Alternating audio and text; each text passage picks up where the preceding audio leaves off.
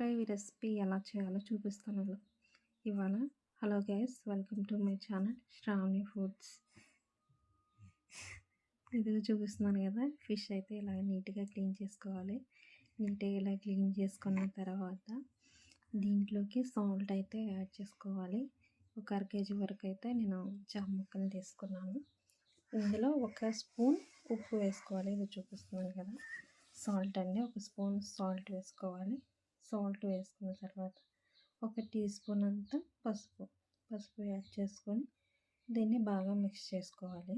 Mix చేసుకొని ఇందులోకి జీలకర్ర, అల్లం, వెల్లుల్లి ఈ మూడు మిక్స్ చేసుకుని పేస్ట్ అయితే యాడ్ చేసుకుంటున్నాను. ఒక 2 స్పూన్స్ వరకు అల్లం వెల్లుల్లి పేస్ట్ యాడ్ చేసుకున్నాను అనమాట. ఇప్పుడు వీటితో పాటు రుచికి సరిపడా కారం, అంటే ఒక స్పూన్ వరకు కారం వేసుకున్నాను. ఇది బాగా కారం ఉంటుంది, ఆనంద కారం, అందుకని ఒక స్పూన్ వేసుకున్నాను. మీరు వాడించుకున్న కారం అయితే కనుక ఒక 2 స్పూన్స్ వరకు కారం వేసుకొని ఇదిగో చూపిస్తున్నాను కదా, ఈ విధంగా అయితే మనం మిక్స్ చేసుకోవాలి. చూపిస్తున్నాను కదా, ఈ విధంగా అయితే మనం మొత్తం మసాలాలు మొత్తం మిక్స్ చేసుకొని ఒక 1 అవర్ పక్కన పెట్టేసుకోవాలి. మ్యాగ్నేట్ చేసుకోవాలి.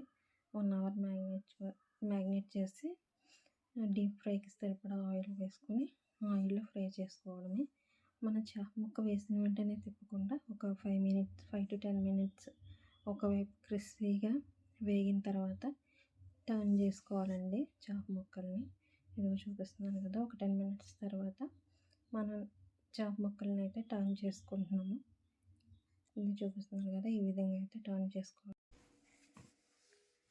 రెండో వైపు కూడా ఫ్లిప్ చేసుకున్న తర్వాత మనం 2 సైడ్స్ కూడా బాగా క్రిస్పీగా ఫ్రై చేసుకోవాలి. గ్యాస్ మంట అనేది మీడియం ఫ్లేమ్లో పెట్టుకొని ఫ్రై చేసుకుంటే అంత టేస్టీగా ఉండే ఫిష్ ఫ్రై అయితే రెడీ అండి. Please do subscribe my channel Sravani foods.